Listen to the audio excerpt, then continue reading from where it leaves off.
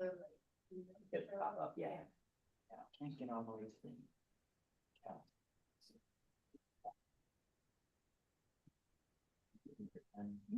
Okay, I'm ready. Mark, whenever you're ready, I'm ready. Oh, wait, can I mute? Oh, yeah. Are you guys ready? I think we're ready. Okay. Yeah. Okay, well, or should I wait till we're on? Yes. Oh, Wait. Hello? wait. Sorry, I'm in my.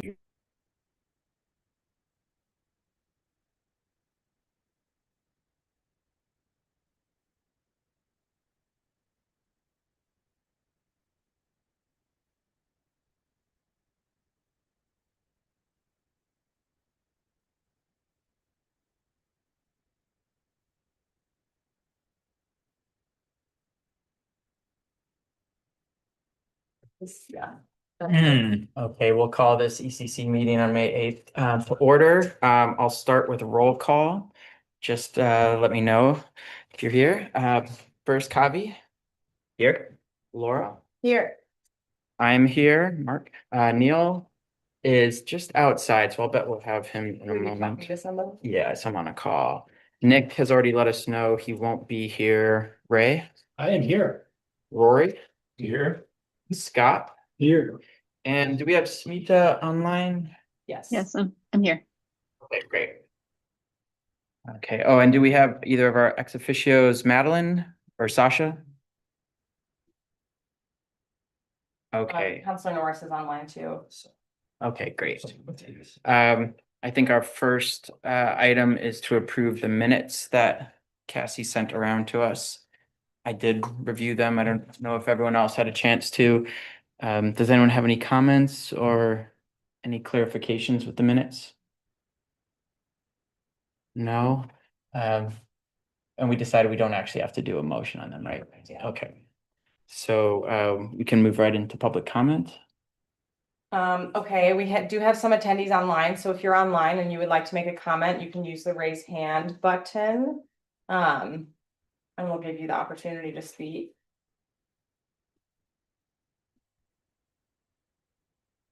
Okay, I don't see any comments.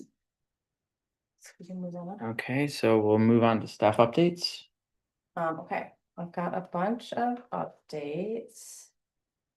The first is that, as far as committee recruitment, the committee recruitment is underway right now. The application closed on May 15th. Sorry, the type is kind of small on that, slide. Like I said, I had 7 applicants when I looked a couple of days ago. So that's pretty good. And we have 2 seats that we're filling for partial terms. So definitely let people know if they want to apply to do so. A big exciting update since I saw you last is that we went to the council on April 16th to have them adopt the CCAP, and they did do that. And they were pretty pleased with the whole plan. Rory and Neil came to the council presentation, and it feels like it was so long ago now. I'm having a hard time remembering what the big discussion points were, but I'm curious, Rory, if you have anything to report back. Yeah, sure. Council seems pretty enthusiastic and unanimous about supporting the CCAP update. If anything, their feedback was, you know, some prodding questions about how Ben can do more to meet our climate goals and, put more on our 2-year work plan and potentially strengthen some of the CCAP goals. So I think the lesson there is there's a lot of strong support from council for the CCAP update and trying to lean into some of the work that we're doing. Yeah, that's right. And we did, because we shared with them, they adopted the CCAP update, and we also shared with them the biennium priorities. And they supported those priorities, but they made kind of various statements about hope lights. Is there more that we can do? So yeah, that's exciting. Could I ask, was there any specific discussion about additional natural gas related actions? Because at the stewardship subcommittee meeting, that was something that came up. They were asking about the committee's perspective on why some of the more aggressive regulatory approaches were not. I don't recall that coming up in the CCAP update, but then we had Yeah. a second sort of agenda item with council about electrification policy, where some of that came. Yeah, so my next update was about, it was in that same presentation, we shared with them, the staff proposal about next steps for electrification policy, where we were sort of, recommending doing this incentives, disincentives, public process. Their feedback, which I emailed you all about afterwards, was that they agreed with the general step, but they said that they really wanted us to, they gave explicit direction to create a fee similar to Ashland's fee as a disincentive, and then to sort of create the incentive programs based off of the revenue generated from that fee. Which, it was, in alignment with the letter that the ECC submitted, so they appreciated that letter. And that was the takeaway from that discussion. So the question about, because in the stewardship subcommittee meeting you're talking about, I know that Councilor Platt had asked about the right-of-way regulation and the NOx regulation. That did not come up again in the council meeting at all. So I don't think that, yeah, he didn't bring it up and other councilors didn't bring it up. Like, why aren't we doing that type of thing that I recall? I think he said a broad statement of like, I think I might be further down this path than everyone else and Was that still feel like okay? there's value. I don't know if that was that meeting before. No, because I think you weren't at the stewardship one. And so maybe he did say that. I think Okay. maybe he did make a comment that he said Councilor Platt was like expressed that he was, do you remember that, Jury? I did. He- Okay. He was open and more interested in those, but he sort of recognized, he made a comment acknowledging that he didn't feel like the rest of the group was there, so he didn't we didn't not dig into that one further. So I was curious to what extent the council might have already come to this decision on their own, and if part of it was driven by the set of options that they saw before them, and if some of the legal issues with those others led them to the fee versus, sort of the fee decision in a vacuum. Yeah, we didn't get like specific feedback from, in their own words, why they landed there necessarily. Any different than, I think back in December, they talked about those a little bit more, but I don't recall there was anything big. It was in December, it was in part the feedback from some of the other stakeholders that they had heard, people just not being comfortable with that. Yeah. So that's the plan, is that we'll still move forward structure, like process wise. It's not going to be super different. We'll still have that joint advisory committee. We'll still add in some layers where we bring in developers and trades and builders. But they wouldn't be like voting members. And then we'll also have like an official engagement opportunity for the utilities. I've talked with Cascade Natural Gas is following along, so I know that they have willingness and interest to be a participant. I still have to follow up with the electric utilities on that. I was envisioning their role as being like an ex officio seat or something, so that they could be there to provide information, answer questions, but not be a voting member. So my next step is that I have to sort of give a little bit more shape to that whole process. And we're going back to the council in a work session in August with a sort of more concrete proposal on like, this is the approach we'll take to this is the process, including how we're folding in those other stakeholders and get their feedback on that. And so in the meantime, we're talking to the other cities that have fees like this or something sort of similar. And then trying to collect some more of the data that can inform those discussions about the cost of electrification, that kind of thing. So I'll be working on that over the summer, but then like the actual public process won't start still until the fall with that check-in with the council. Might just add in on Mark's question. The main one is the NOx regulation. And I will say, our office and Cassie are fully aware that that is percolating out there, just not moving forward now. I think as we explained to you before, the Southern California Air Pollution Control I forget the acronym for that, has been challenged under EPCA. We always said they probably have maybe more authority than cities, or at least cleaner, more straight line path. But Doesn't mean cities couldn't necessarily, but now that's been challenged. So I think we just kind of want to wait and see, like, how does that play out for the districts and their ability to prohibit it, or whatever that litigation does, we should see. And then we should see, are there any other cities in the Ninth Circuit? So we'll still be monitoring. Doesn't mean it's gone away. We're fully aware of the interest and the desire to do things besides fees. That's just not moving forward as part of this kind of Yeah. stakeholder process based on council direction. And that was part of that, like, that staff proposal was like number 3 was that Yeah. we would still monitor those other regulations and that we would provide. We committed to having at least a check-in near the end of the year on that. So I think, yeah, there will still be more discussion on them. But there was comfort in just like not moving forward this year on trying to pursue one of those. Is there any questions about that whole topic? Because it's, will continue to be a really big topic for this committee, and I know really high interest, and obviously a lot of work went in quickly to getting that letter together, which, the council, definitely heard. I have a question, Cassie. So did the council engage or wrestle with the question of like the trade-off between imposing costs on utility ratepayers and in exchange for carbon reduction? Like, is there some foundation around what costs are reasonable and appropriate? Because I think at some point a policy like this is a slam dunk. And then at some point, the policy becomes unaffordable, aggressive, counterproductive, probably generates backlash. Yeah, I mean, they didn't talk, there has not been a discussion with the council about that yet, but I think the idea was that they want us to use the joint committee to like have that discussion. So that will be sort of the nature of that public process that we go through, is that we'll be working with that group to like figure out what is the basis for what's the basis for the fee, what's reasonable. And I think it's, one of the reasons that they're having us do that in the joint committee rather than just the ACC developing that policy is so that we get sort of a broader stakeholder just perspectives on that. And that's why we'll like build in the additional layer of the builders and developers. So I think that's the sort of robust discussion to come.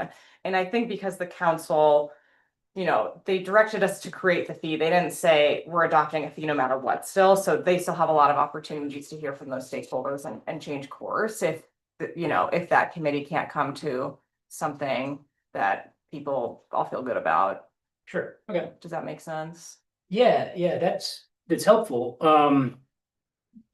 Yeah, and I guess, I know there's a lot of work that went into this quickly. I'm not sure. I mean, I missed the last meeting, right? So with that appropriate caveat, I was pretty surprised to see that something arose, got 20 minutes of discussion, went to a vote, went to council, and we're off and away that quickly, right? I mean, I think obviously there was no real due diligence about quantifying the benefits, quantifying the costs, even in rough numbers. And so I'm just really surprised that you guys voted on a recommendation without putting that time and effort in. I'm not sure that's a responsible thing to do. I'm not sure it leads to good public policy. And I want to be real clear that I'm not opposed to the fee. I think there are ways in which it can be fantastic public policy. There are also ways that this kind of thing could be a total train wreck. And I don't think we've done even basic due diligence on understanding, which path we're on, right? And so, I not in favor of hasty recommendations, right? Like, look before you leap. I know there's due diligence. I look forward to being part of that. I've actually done a bunch of work already on understanding the cost of these policies. So I think I've got a pretty good sense.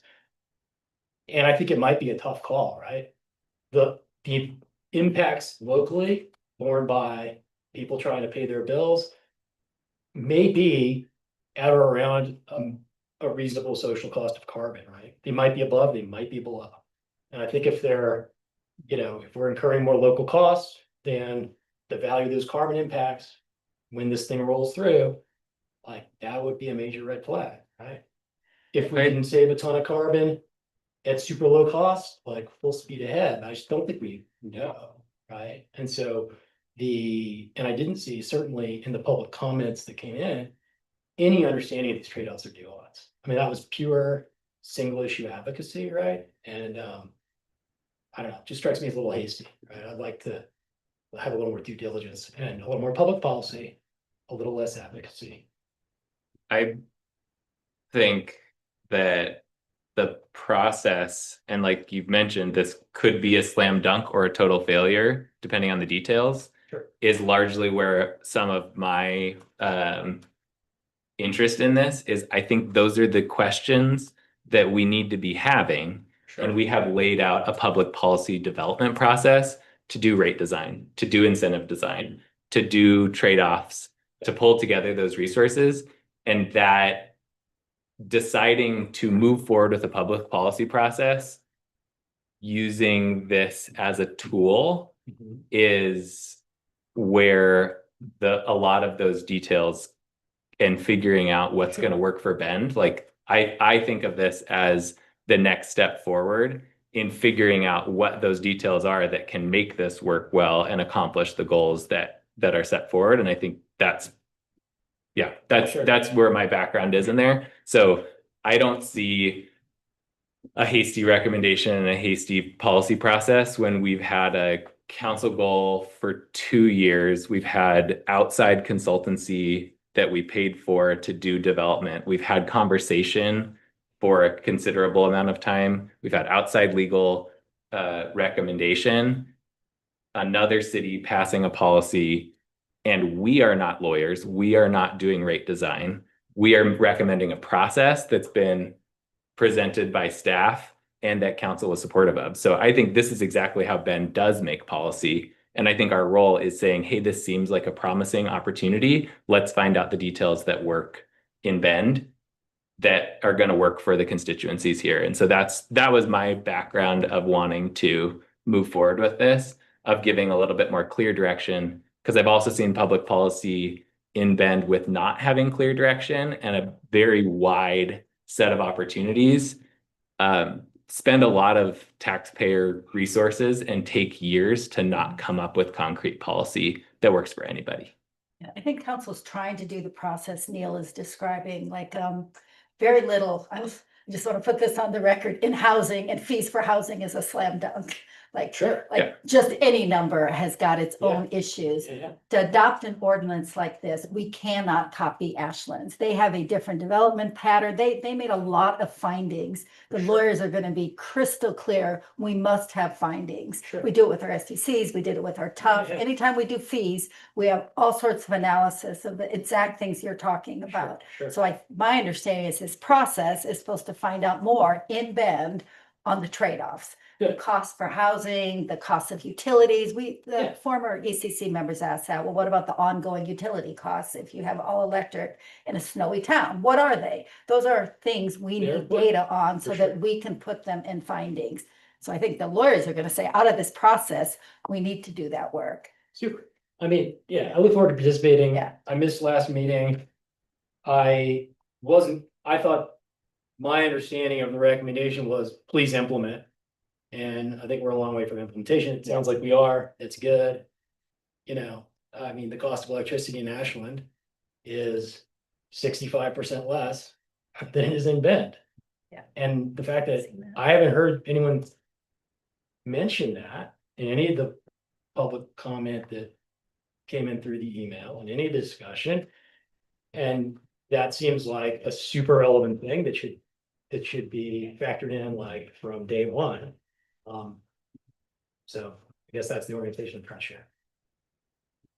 We don't have anything specific in the council direction. I know they say copying or at least mindful of the Ashland model, but I think we're described, this is a very wide ranging potential outcome still. It could be extremely expensive, totally unaffordable, basically making it impossible to use natural gas appliances, to a small little nudge signal of, a trivial amount of money, just so people know there is an implicit social impact. But there's nothing more specific than that, right? No, now. and I think regardless of even regardless of how the ECC framed the letter and the direction, like even if it was, I don't remember the language enough to know if I agree that it said please implement, but I think even if that was like do it now, Yeah. we just can't Sure, even do sure. that without that Okay. process. And I think at least several of the ECC members that have been in city process for a long time sort of know that. So yeah, I think we are in that place where we're gonna do all of that research and due diligence, and that's basically what's gonna be this fall and winter. And should be, you know, an exciting process to go through together.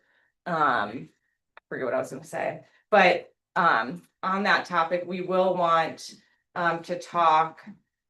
We can talk now, well, in this meeting, we can talk about it, or at a future meeting, trying to get 3 representatives that want to participate on that committee. And we had the 3 that did the joint committee meeting, but I just want to allow the space because that was sort of a one-time meeting. Not everyone could make it. The people that did it didn't like know they were signing up for a many months long process. So everyone can sort of think about if they want to be one of the stakeholders in that group. And it will be an additional commitment, you know, probably a monthly meeting. But yeah, that's sort of that process that we're gonna go through now. But we don't need to make those decisions for at least a month, at least until next meeting. Yeah, because we're not gonna start until the fall. I think we can wait a little bit. Yeah, well, understanding that we're talking about exploring whether it makes sense Yeah, rather than rushing into implementation. yeah. I'm assuaged. And I do think that the helpful thing, it is helpful, the more specific council can get with the direction, like, look at this thing is helpful. That's what I've been pushing for with this whole electrification process, is I was hoping we could do it in the fall and like pick like 1 or 2 things. And then we sort of were in a place where we were still considering a bunch of things. So I think that will help us, it should help us get better data on a fee, as opposed to trying to get data on a fee and still get data on NOx and get data on incentives that don't use a revenue source, you know, so it will focus us in a way that I think will help do that. I think the risk is that if we collect all that data and sort of what we find, and you know, enough of the stakeholders in the joint committee are like, this data does not justify doing a fee, we could be in a position where we go do all that data analysis and decide to go in a different direction later. But let's just how the process works. Yeah, for sure. I mean, and I think that, again, I want to make this work. I think I've got a lot of expertise to make it work. The ground is just way less fertile here in terms of the utility cost structure than it is in Ashland for doing this. I know that's counterintuitive, but it has to do with historic reasons and their power source and their rate structure and stuff. So And this model that is being referenced is because we've been asked specifically to find local examples, but electrification efforts in general, funding and incentives for them are being engaged in nationwide, right? And so it's not just Ashland's specific example of their specific electrification scenario. There's electrification scenarios all over the place. So I don't. and But the some letter of them are did- train wrecks, dude. Yeah, and right. That's why we develop. I don't know. Yeah, let's figure it out. We'll figure it out. And there are a few other fee models. So we're looking at Ashland's fee. The council referenced Ashland's a lot since it's sort of the most recent and close, but a few other cities have, not many, but a few have similar types of fees, but they all are pretty different. So that's been just in my initial research since that council meeting, that's what's become clear to me, is that it's definitely, as Mary said, it's definitely not going to be as easy as just like copy and paste what Ashland did from a process perspective, from just like in it from a bunch of angles. So just to set expectations, it's not going to be like, oh, in 4 months into that process, we'll be adopting a fee most likely. They didn't do, anyway, yeah. And again, we're gonna need you to do that, and that, like, For sure. you know, from the tree code, there was a challenge to the code that kind of fizzled, but we have another appeal to a hearing officer on a specific project that is raising the issue of the tree code as unreasonable cost and delay for housing under Oregon statute. We are that will be an ongoing ability to challenge individual projects on this fee as well. We need, like, I feel comfortable because I'm like, we did a really good process. We know how we set the fee. We know what it was for. We know why we set it. We have a good code. You have to do that. This is going to go on for, I mean, it's not just a one-time challenge to a code. It's something, because it's housing. in Oregon, what housing costs is a big deal. Yeah. Statute says we have to look at it. So you all will look at it. Yeah. Yeah. And I Do- believe do we're we- gonna do that. Do we know if any of those existing programs have been legally challenged yet? Ashland has Ashland not, has but it's not. brand new. Yeah. And it's not in effect It's not in yet. effect yet. I don't know about the other ones, actually. So it didn't pop up at least. As of Not this- immediately, yeah, but I'm planning on having calls with the ones with cities that I found something similar. Okay, any other discussion on that topic? And then I have a couple more updates. I'll just quickly add, I hear what you're saying, Ray, and I was one of the folks, I made the motion, sort of led the charge, pushing Totally. for that policy that. I mean, you're right, and that, it came out in the council discussion, we have to design something that works for Bend, and we don't know what that is yet, it'll take some work to figure that out. But also, I think this is similar to what Cassie said. We can't sort of gum ourselves up with too much process, we need to pick a policy direction and explore it. And that's, as we've learned as a committee, how we often get the best results, working with council in their direction and what we're supposed to do. So I see it as a bit of a blend, you kind of need a strong policy goal.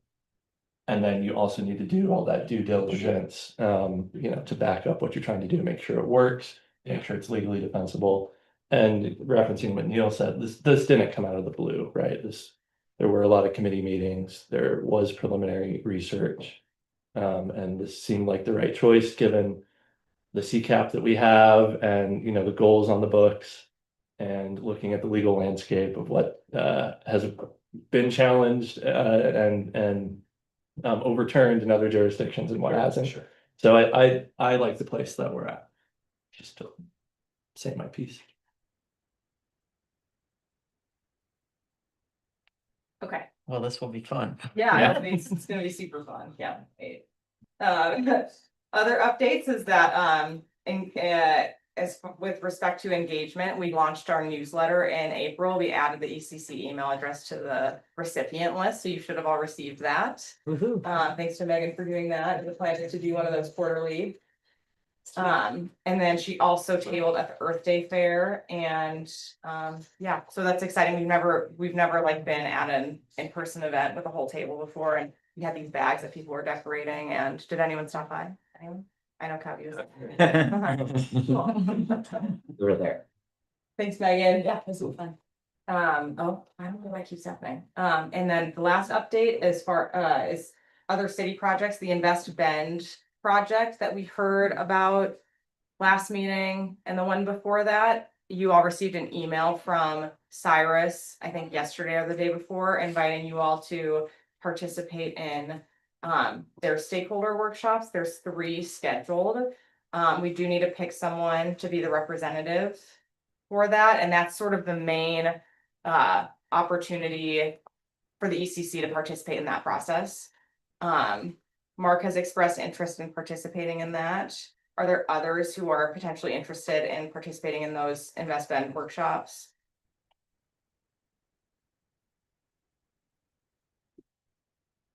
I was gonna nominate Mark. I'm super interested in, I have to admit, that I told Cass that we got a Maine salmon permit for that last one. So I might need to get some help in August if anyone else is interested. Yeah, and we can We can figure that one out. Yeah, they said they want just one representative, and they said they would yeah. prefer us not to swap someone out, but we can sort of play it by ear. Yeah, we'll 'Cause I see. think we can either get someone super. I think as long as that person who's jumping in is like really ready, like they've debriefed, we could do that, or we could have you submit. I can't remember. Or we what have that someone in the- else, or let me see if we can have someone else come. Yeah, I guess if anyone else is interested and probably. Well, actually, when's our next meeting's after the 10th, so we need to decide before that. Cause our next meeting's the 11th, I think, and that first workshop's before our Oh, next you're meeting. right. Oh, yeah, the next meeting's on the 12th. Or 12th, Yeah. yeah, that's right, so, Well, if no one else is interested, I think we can. okay, That's more. okay, thanks. Okay, that's it for updates. Could I ask you a question? Yeah. I was just I love the newsletter. I was just reviewing it. I see there's like a section for upcoming events. Yeah. And for that one, it just said Earth Day, but do you expect to have like community events and from all the different organizations in the community that are happening? I know that can be tricky how you keep that small, but still have that, because I don't know how many City of Bend events would be there in future newsletters. I know, and that's something that I was really hoping to include in the newsletter was like community events that are happening. Yeah. I think it does get tricky, or at least we've talked with legal about it, and it gets tricky of like who you're choosing to spotlight. Yeah. And so our kind of workaround, which Cassie will talk about with the Community Action Partner Grant Program, but like the thought is when we have applicants for the grant program that will spotlight their initiatives or like applicants' initiatives that they're doing within the community. So it's not like a wholesale, like here's everything that's happening in the community this quarter. But more like here's a spotlight of a potential applicant or like an applicant of the grant program that is doing like cool community climate work in Bend. Yeah, the main thing is anytime we're like highlighting any third party, there just needs to be some sort of like formal tie. We have to have some sort of like formal tie with the city.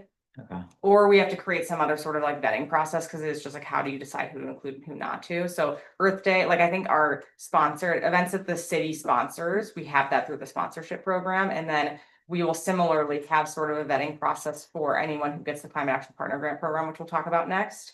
But that's not gonna be like a bunch of small events probably. So yeah, it's definitely not intended to be like a community events calendar the way that I don't know if an environmental center still does that, but that some groups do, because that's just one, a service that's provided already, and two, challenging on Yeah. a number of fronts. Yeah, and I don't want to run into any conflict issues there, but I was thinking if people are interested in seeing a lot of events, the community events calendar, because it does feature events from all organizations, and we try to include them, and then even added events to it. Yeah. So I feel like it would be a helpful resource, but I also acknowledge I work for the environmental center, so that's a little biased. But yeah, I just wanted to at least suggest if there's a way to do that in a way that's open to everybody, so it's not exclusive, but I feel like it could be helpful to people who subscribe for this if they don't or also know what's going on. It could be nice for them to see what's coming up each Totally. quarter. No, 100% agree. Yeah. And I'll talk to Renee, like our comms team, about it too, and see if they have any thoughts and like other newsletters, how they've kind of like navigated that, but I agree with you for sure. Okay. Yeah. That's it. Okay. Any other questions on any of the updates? Doesn't sound like it. So we move on to the grant program. Yeah, do you guys want to eat your sandwiches now since they're there, or should we do one of the agenda items first? You guys hungry? Like, Any strong food? Motion. I'm not hungry yet, but if anyone is, you should feel free.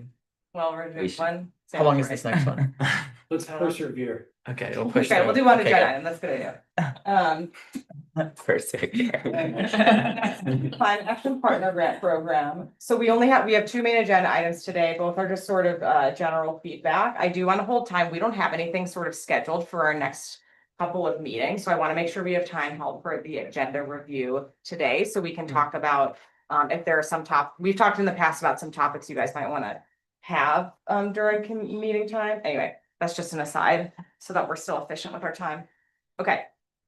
So the Climate Action Partner Grant Program is the program that we proposed as part of the CCAP recommendation. I want to just share with you sort of the overview of how we think that program will function. And then we're looking to just get feedback from you all on that. Our goal is to in order to establish this program, we have to create a council resolution. They have to adopt a resolution for it. Our hope is to actually bring that to them in like a month from now. So the hope is that we can get feedback from you, incorporate it, and then move ahead and establish this program soon. So the purpose, I've talked about it a few times already, but the overall purpose is that we would be providing grants to community organizations as a way to implement a bunch of the programs in the CCAP that we had sort of called out that they could be or should be community partner led, but we haven't really had a way to facilitate that in a meaningful way. So the idea with this grant program is that we would offer grants to those organizations, and they would become sort of an official climate action partner because they're fulfilling, one of our CCAP strategies. And so it would just create a little bit of a model for us to kind of actively engage with the community. My hope is that because it's sort of tricky because there's a lot of existing programs that help meet CCAP goals already. My hope with this program, which I'm open to feedback on, especially from those of you that work, you know, in organizations or with organizations that do this type of thing, is that you know, we're trying to go beyond business as usual. So I'm hoping our funding can really be tied to new programs and initiatives by organizations so that we're not just funding a business as usual situation, but really adding capacity to the community. Like I said, the idea is that we can sort of formalize that partnership. So by doing this program, it will allow us to also sort of support those programs. You know, we'll have the funding, but there may be other ways we can kind of support those programs because they're now an official city climate partner. So that's actually a good example, like the events, if it's something where there's an event component to it, the fact that they've gone through this process and were officially selected, it gives us more flexibility to provide additional kinds of support to those organizations.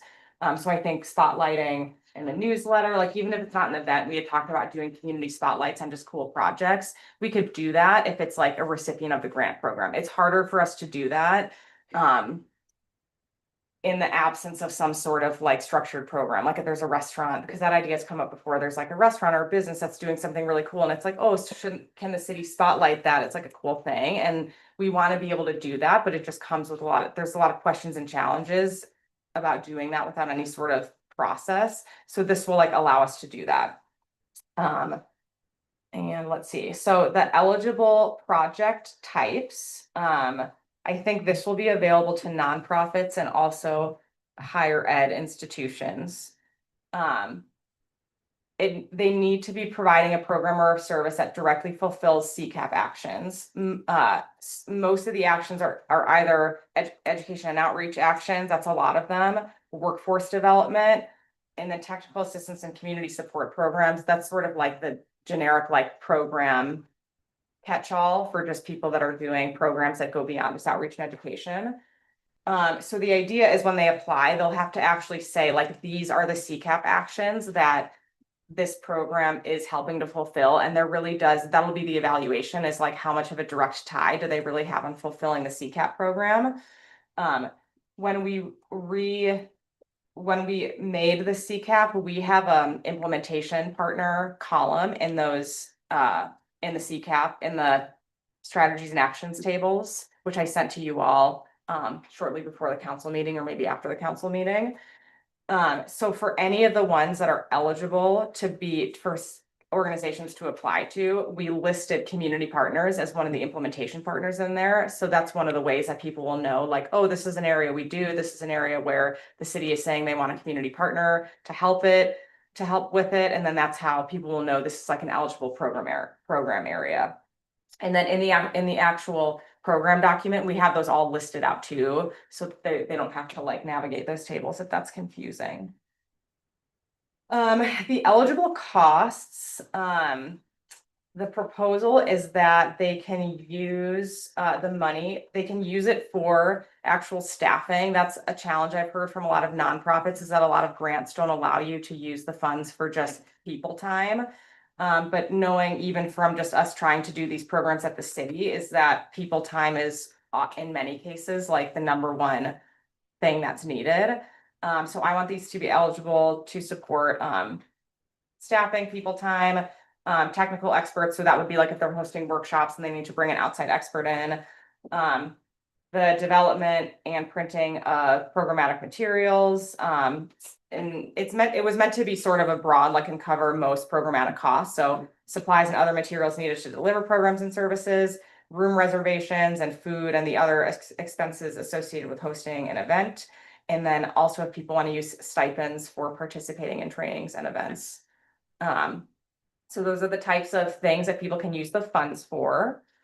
I feel like there was something else I was going to say.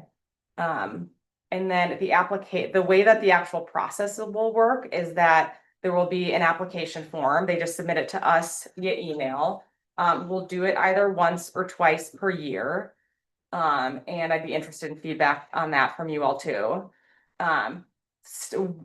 Staff will first review the applications just to make sure that the applicants all meet the sort of basic minimum eligibility criteria, but then our proposal is that the ECC, this group, is actually the group that reviews the application, scores them, and creates the recommendations on which programs to fund. So this will be like a big sort of ongoing function for you all is, you know, evaluating them on whether you think, you know, these are the programs that should be funded this year, and then recommending it to staff. Actually, in the slide, I wrote to city council, but in the program document, I changed it to the recommendations just being delivered to city staff, and then the city manager would be able to make the final decision on awarding them. That just gives us a little bit, it just removes a step of us having to go to council to award the funds, which should be allowable. That's how we did the houseless services grant program, which we sort of modeled the function off of. The city manager was allowed to make approval. I forgot that I didn't update that.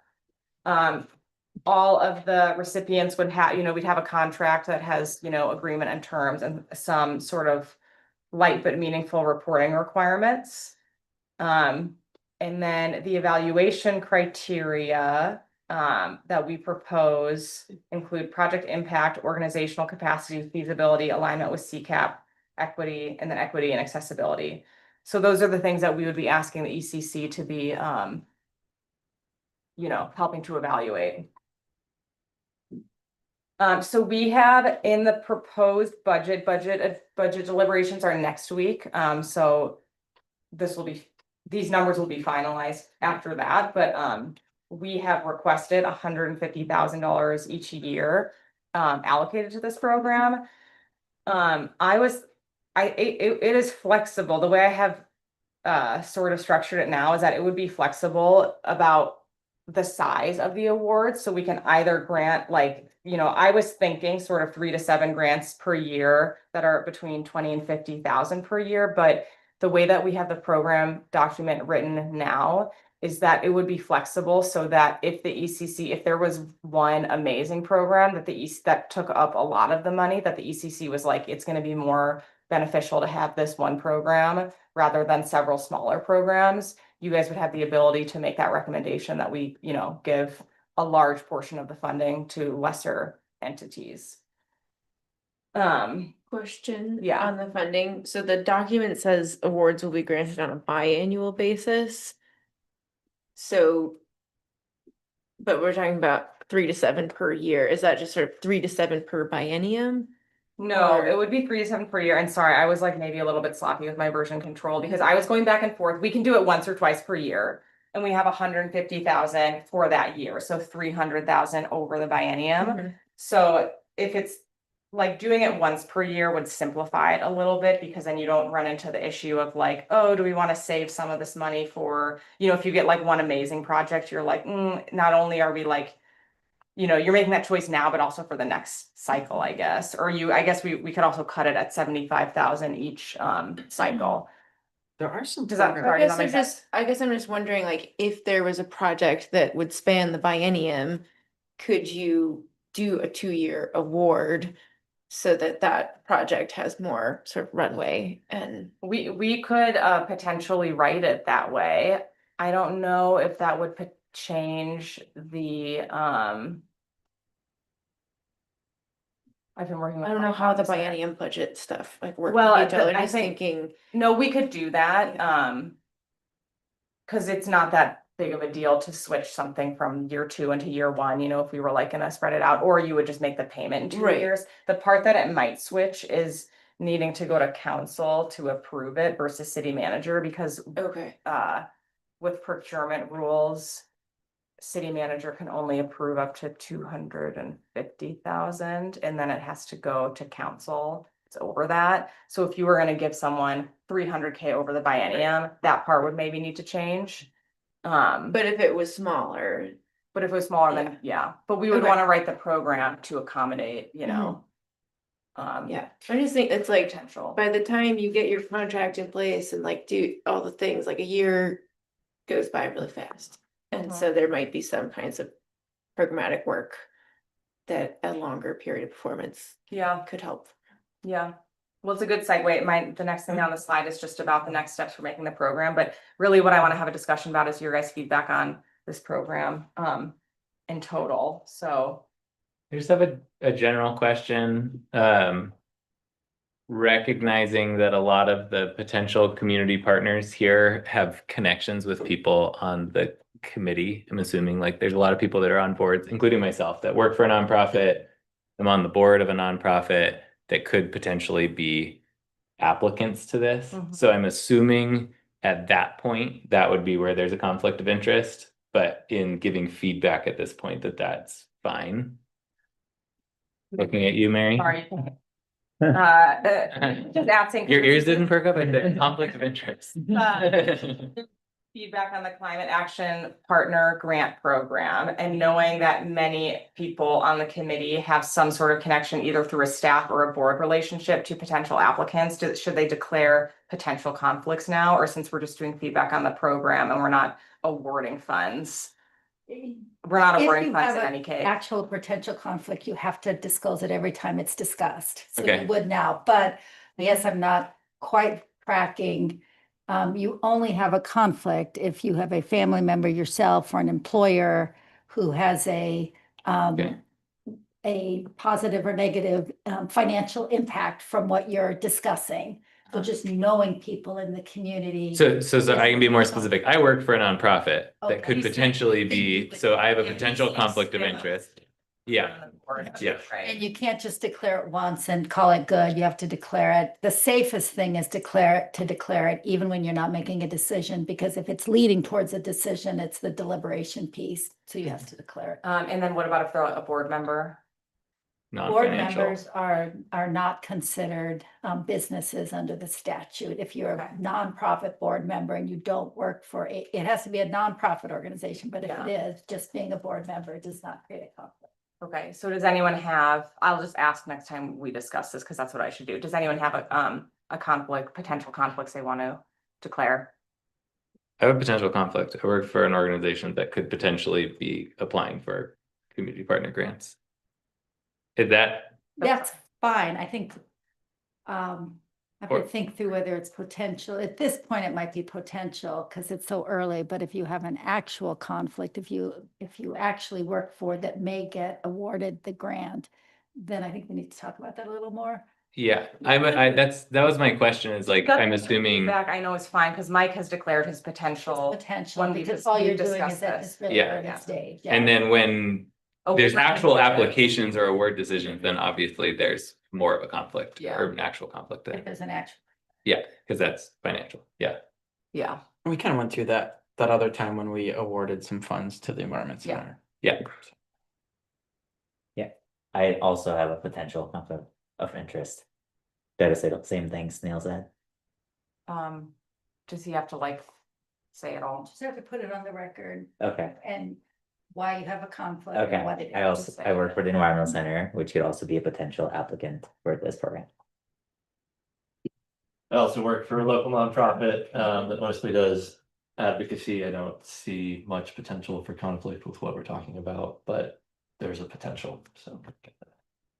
I have a potential conflict as well. I work for a nonprofit, that could potentially apply. What is that? Like Habitat for Humanity. habitat. Okay, perfect. Okay, now I would like to just feedback you have on any aspects of it. So overall program, scope, process, yeah. You had your hand raised for a while, Scott. Oh, I got a lot of different things because I work in Grant World all the time. Cassie, I would like consider not just restricting it to new programs. Okay. Creating new programs is a lot of work. It can be clunky. They can be great, and I understand where you're coming from. But like having an option to increase capacity or build on existing programs is also beneficial and can be a better use of funds. So maybe keeping it, if you want to have it targeted towards new programs, keeping it open as the like eligibility, but targeting new programs in the scoring might be a way to Okay. get. And I was thinking, I guess, not necessarily new programs, but like what I don't want it to be used for is like a program that already exists, has been existing for, you know, years. And then it's like, oh, we can use 50K of this to pay for like Cubby staff time, you know, even though it's been going for years on something like the Rethink Waste program. And maybe that's impact, like, okay, Yeah, it's but not that could be, really. I see, like that could still be captured in the scoring rather than like making it fully restricted. That makes sense Or to you me. could say something about sort of like expanded services or Yeah, like emerging programs, less mature, yeah, okay, yeah. as opposed to branding. And I just wanted to add, I don't know if can you hear me? Yeah, Yes, I can we hear hear you. you. A lot of nonprofits lately have lost some funding from the federal government cuts, so it might be helpful for them to kind of fill in the gaps with this to continue their programs. It's Right. another reason. Yeah, and in theory, if you're looking for additionality or some additive or marginal or incremental benefit, you really need some counterfactual with and without this program. And ideally, you're trying to fund things where the dollars change what that future would be without the dollars. Yeah, So it feels like, yeah, getting at that key point makes sense. yeah. I was curious if the scoring, because it is a relatively complete description of scoring, if there are other scoring factors that the city tends to use, like local organizations or small, or even like, actually, did it say anything explicitly about nonprofit versus for-profit? If it's only for nonprofit and, It would not, um, it would not include for-profit. okay, so that sort of ownership piece. Nonprofit, they also wanted to include, Education. yeah, higher ed. Okay, I didn't know if they're also any diversity, Or equity dimensions to the scoring. Other public agencies are also eligible. They are.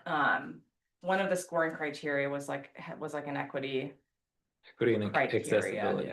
Yeah. Yeah, I was thinking that was in terms of the outcomes as opposed to, say, the organization. Oh, yeah, You know, yeah. like there's almost sort of this workforce or business or organizational incubation kind of incentive, you know, that cities Yeah. use sometimes, but Yeah. I'm thinking less is more there. yeah, yeah, yeah. It's pretty modestly funded effort.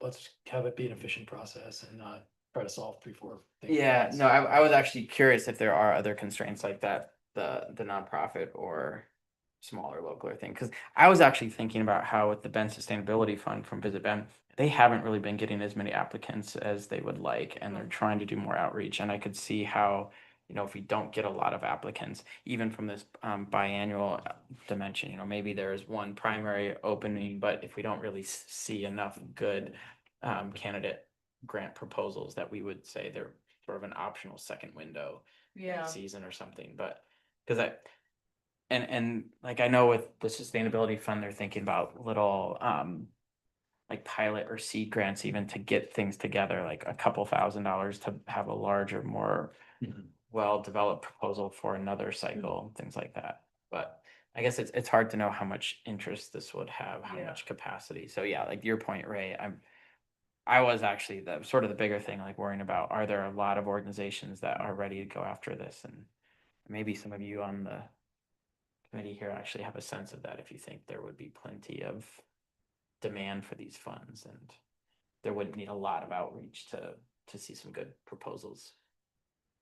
Yeah, I think my hope is that I think there's enough interest, since it's not like millions of dollars, it's a pretty small amount. I think there's enough interest.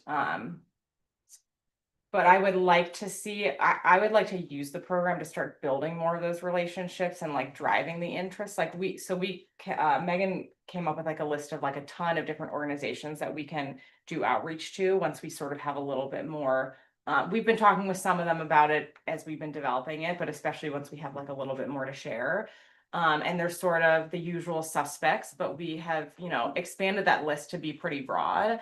And so the hope is that we can, you know, I think over time, like I think in the first year, it's probably going to be a less diverse and a smaller applicant pool than I would like to get it to, but that's sort of part of my vision for it, is to like grow and expand that a little bit.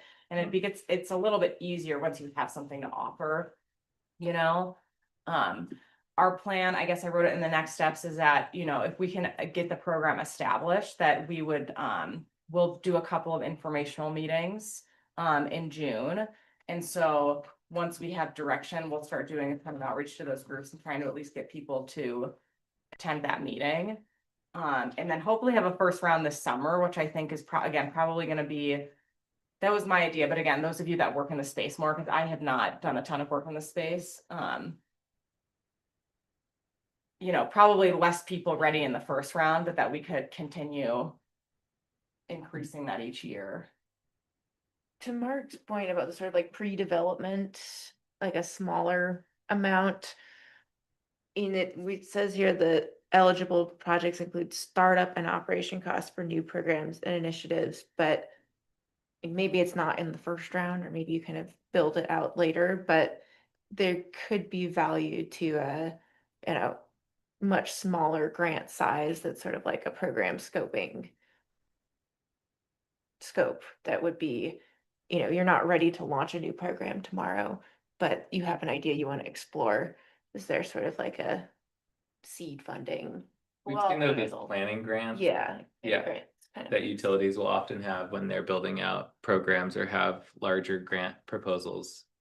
Just recognizing the scale, and it kind of depends on how big the scale of the Yeah, grant and is. This is maybe not big enough to have Right. like a large chunk Yeah, for planning totally. grants, but And we'd have to pull, you know, from the Total 150, so yeah. if we, you know, how it is now, people can still apply for those planning grants, and part of that will be, you know, at the discretion of the ECC. I'm trying to think through if there's like ways those ones could still like, is score it well. included still or not? Yeah. Or like, Yeah, like up to grant. 3,000 or Right. something, or 2,000 even. Yeah, are you guys interested in doing that? Again, it would pull out, so we could say we have 120,000 per year and 30,000 goes to mini grants, and we could potentially even write it so that it's like, if the mini grants aren't used, they can Right, they get folded could in fold, or yeah. something, but again, I was trying to keep it simple. Yeah. Right. Especially when we start, because we can, you know, revisit the program. Updating a resolution to sort of modify program is not a hard thing to Okay. do. So I think that might be my inclination, because we don't really know what kind of uptake we're gonna get. We don't really know what people need, is to like keep it on the simpler side, even just for communications purposes for people, and to like get our internal processes. And then we could like add that type of thing. It does seem like it makes sense to wait and see if that's really a limiting factor or not. Or just throw in planning as like a valid, Yeah, like expense. just put it in scope, and if someone wants to apply for a super modest amount of money for planning, they do that in the same process, so you don't have two Mhm. processes. That's what I was thinking. Yeah. Yeah. On that, is there any specification on the grant term? Like Gloria mentioned this earlier, they're awarded every year, but do they have to be 1-year grant terms? Cause folks could have like a 2-year grant term where they have. Yeah, no, if they want to I extend don't it. think we would need it to be up in a year. And I Yeah. think that allows more flexibility of how people use it and maybe incorporate planning into like the overall project. Yeah, I like that. I do want to come back, because on that topic, because you had raised that, Laura, about a longer time frame might be good for the dollar amounts. What does the rest of the group think? Do you want me to change the description so that it's a longer time period than annual? So, or would extending it, as Scott just said, to at least having a longer time period for implementation, would that kind of cover it? That might cover it. And then I I would say that might cover it and simplify it. So like you're Yeah. saying, Mhm. keeping it annual. what it doesn't do is allow us to give someone, you know, 250,000 for a 2-year project. It would still be 150,000 each year. But is it like But they could like reapply. they would still have to reapply? They couldn't have 150,000 with a 2-year period of performance. No, they could have 150,000 with a 2-year period of performance. If we wanted to give the whole 150,000, then the next year we would just give 100, you know, we would do it with 150,000 again. But we wouldn't use like we'd still be working on 150,000 per year, and not Right. like promising someone in year 1 of the biennium More than that, yeah. 250,000 and then only having 50,000 later. Yeah, I feel like we want to limit ourselves that way anyways. We don't. Yeah. Shut the door in the future that aggressively. Yeah. So we don't want to allocate more than we have for the first year. Yeah. But if those projects go longer, that's okay. Yeah, I didn't write anything about the term of the grant in here. that wasn't something I thought about, but it could be 2 years. I think it could be longer than that. We would just get especially if we do like an Yeah, you're upfront doing. payment. I think we would do an upfront grant payment. I had a question. When you said like any other public entities could apply, you mentioned higher education. Is this not explicitly not like not K, is this specifically not K-12 education? No. Okay, I meant just in general. publication. Okay, great. Yeah. And then in the potential cost category, because I know that in funding criteria can be like, like Ray mentioned, like maybe we just add the word planning, like little changes can have a big Yeah. impact. So I was just looking through it and looking through the potential list of things, and I know a lot of them are education and outreach based, but there are some of them that could have some hard costs, whether that be like, well, there's stuff about like workplace charging and other things that might be more pilot scale that actually have hard costs. And I just was looking through the funding criteria and it didn't seem super clear that those might be eligible. Like capital costs. Yeah. Okay. And I don't know like what scale of that might be necessary. And I think based on reading this and based on the list of things that have community partners, I would imagine most of it might be more education and outreach based. But Yeah, I guess I said some of that, supplies and other materials to deliver programs and services. Would Okay. that cover it? maybe I can look and see if I see a specific example. And I I could think write, there is sort of an underlying question of like, do we want to be funding individual projects or like pilot projects or more programmatic Right. scope things? and that I think would be up to, the application review. Yeah. Like it's open so that people could apply, and then it would be for you guys to discuss what has more impact, someone putting a charger in for people to use versus someone doing a program that does something. I'm sitting here mulling the limitation to nonprofits and agencies in higher ed. And as I think through hypothetically some of the CCAP actions that are listed in here, I guess I'm questioning whether some of them might require private sector actors to accomplish it. And I don't know if this is completely true, but some of these waste and materials ones are, I'm flagging because we often rely on private waste haulers and recyclers to do some of these things. And Yeah. Neil's question too about like capital improvements and like a hypothetical scenario, like maybe there's some new piece of infrastructure that helps accomplish one of these actions, and only like a private sector business is capable or running that sort of thing. Yeah.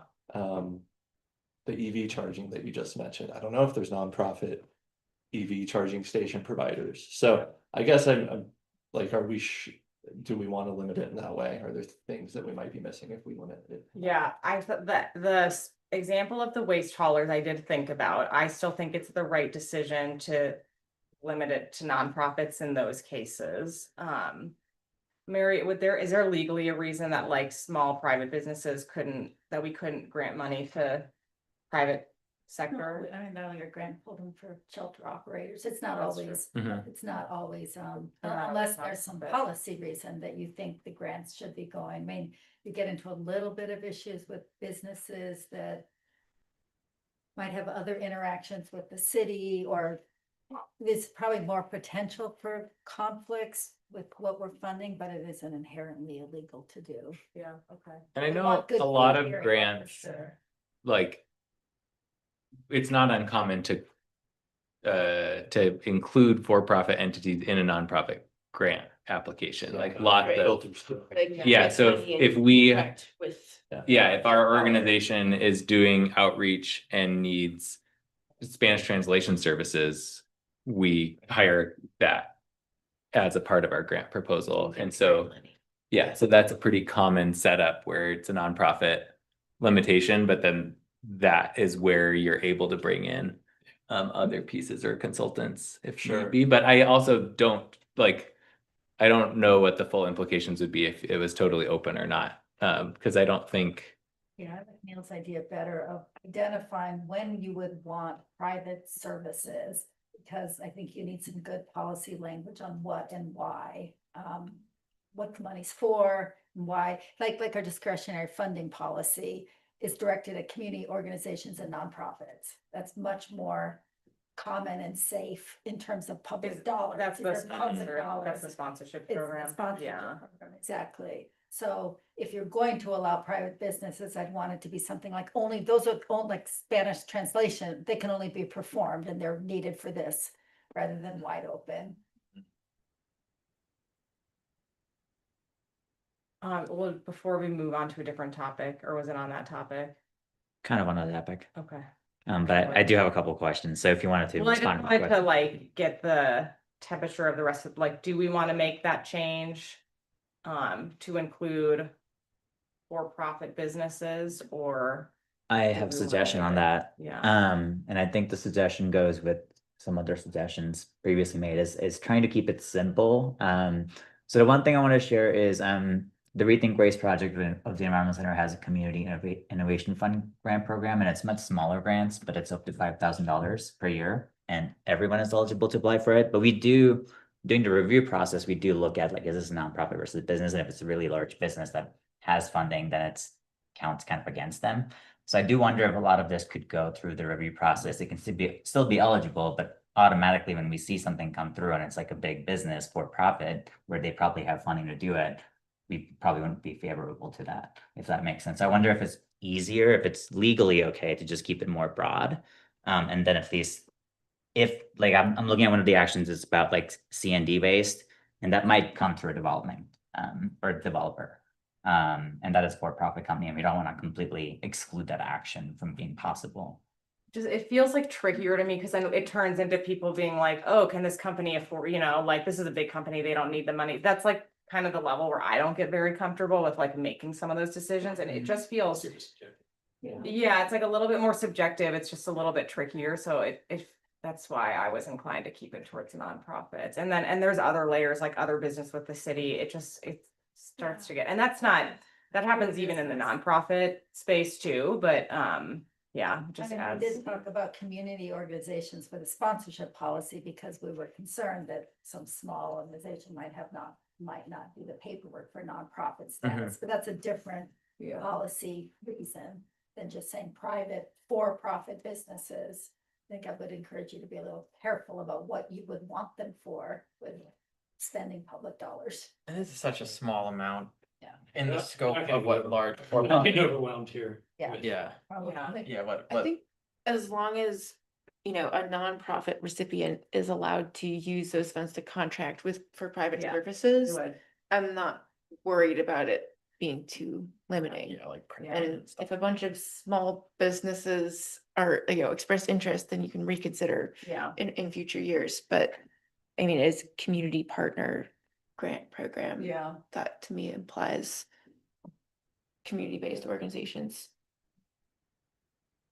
I could see doing that, basically what Laura just said, but I think maybe we would specify it in the application or something, like if the program or project that this nonprofit is applying for grant funding for expects to whatever, subcontract out to another business or Yeah. whatever, then they should specify it on the. Yeah, like make form. clear that they Yeah. can do that, and Yeah, then yeah. ask them to share And then that. just to be transparent. Yeah. So then. Eligible us uses and of funds. City manager, I Yeah. suppose, can consider that. Not to complicate this further, and that's a good idea. And we could work on this internally, but we did have an instance of giving money to a organization in the homeless world where everything, where there was embezzlement and problems. And this doesn't apply to a city grant, it applied to a state level grant and federal level. We had to find, like, how did we deal with that problem if you get too far down the road and something bad happens? So you do just want some ability to pull back in if the nonprofit does something or if something goes wrong. Like, where is that money going? I wouldn't give them carte blanche to just subcontract without us knowing. It's just a question of, because we were glad we could track it. Yeah, because we had done our end of it correctly. Yeah. I think I still have a concern, especially if we're trying to do innovative new projects. And it sounds like that is one of the goals with this, is to come up with new solutions to address a lot of these actions if they're not already being addressed. And I think depending on what that could be a fairly new small business idea. So one idea that comes to mind that someone came and presented to us was the Central Oregon Tool Library, which is addressing one of the materials and waste actions. They are going with a nonprofit pass-through model, but for a similar action like that, if they had gone with like a business model, but they're still kind of starting out, I would feel comfortable supporting that with a grant program like this. So I just feel like I wonder if it's better to maintain flexibility and just have that be addressed through review process instead of completely closing the door on that. So I would do whatever is easy to administer. Yeah. But I would just ask the big deal, little deal question. I don't think there's a lot of exposure here. I mean. Yeah. So one of these grants goes to a private organization after vetting and it goes south. You know, you're out $30,000. That is too bad. But it's not a big deal.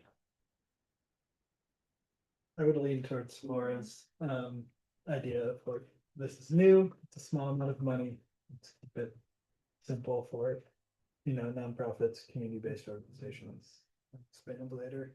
And to Mary's point, I think nonprofits are also held to a lot more public accountability of record keeping than private businesses.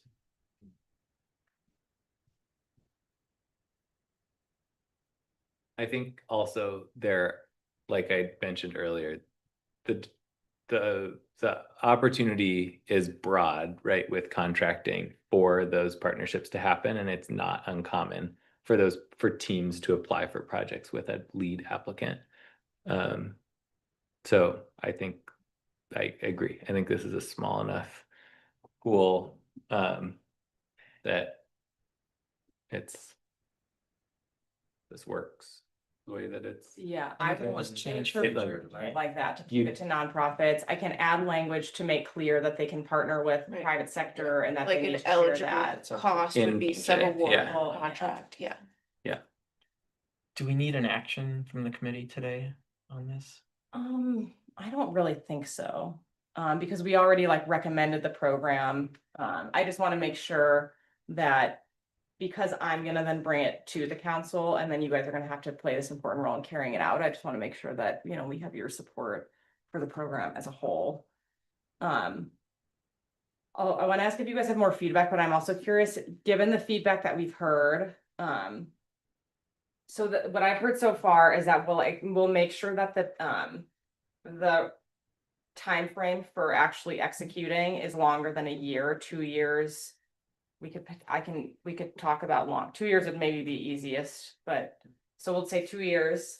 Not restricting it to new programs, so that there's flexibility in adding capacity to additional programs, but that just acknowledging that that can be reflected in the scoring instead. I'll add to the uses of funds, I'll add planning costs so that people get the cue that they can ask for small amounts just for sort of planning and scoping. I was thinking, Neil, that I could add capital costs to that, material supplies and capital costs, and that Yeah. might just make it a little bit more clear. People can use it for like equipment. And then add something to make it clear that a community organization can subcontract with a private sector partner.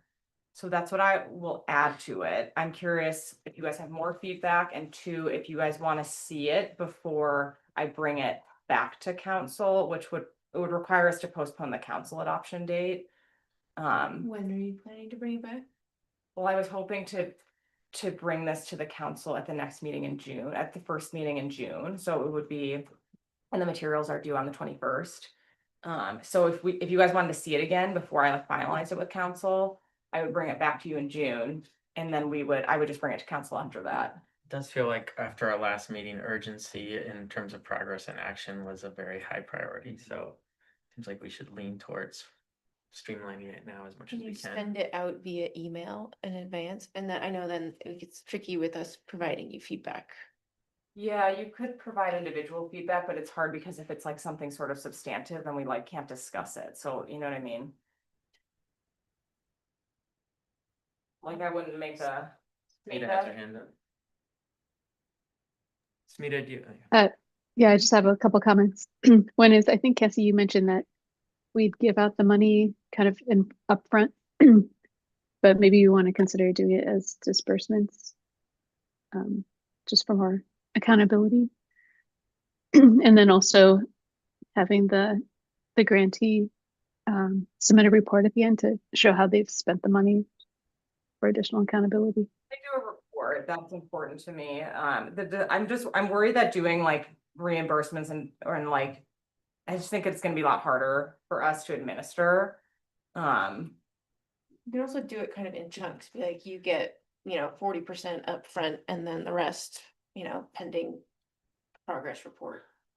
We, Yeah, it would just we be a lot do, easier to do all. upfront. yeah, I mean, upfront allows a lot more flexibility. There's some organizations and some projects where you're then essentially having to act as a bank, depending on the scale of the project. And easier on our end. And too, easier on your yeah. end. The closest, like, kind of less for this scale of project that we've experienced is 75% upfront and 25% at project completion. That still maybe meets those middle pieces, but it's always, if it's easier to implement, it's definitely, and you still have the other mechanisms that can be helpful, but that's the other model that we've seen that's maybe not as much of a administrative lift, because you're Yeah. still going to be reviewing final reports and Right. quarterly reports. And again, anyways. since it's not like millions of dollars, like Right. just the total risk is just quite a bit lower. Yeah.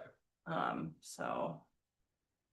I have a couple quick questions or notes that I want to make. And before I make the rest of them, I think one option to balance those two pieces for what Smita mentioned. I think from a project management standpoint, that having received a grant and trying to administer it, I think having it all up front is definitely much easier. But from an accountability from the city side, I know it's much smaller chunks of money, but I do wonder if like splitting it even in 50% of 50%, and then once they just show what they use it on, and then they submit another request to get the remainder 50%, just to limit risk if the project is going south or if there's some kind of fraud or anything like that happening with the money.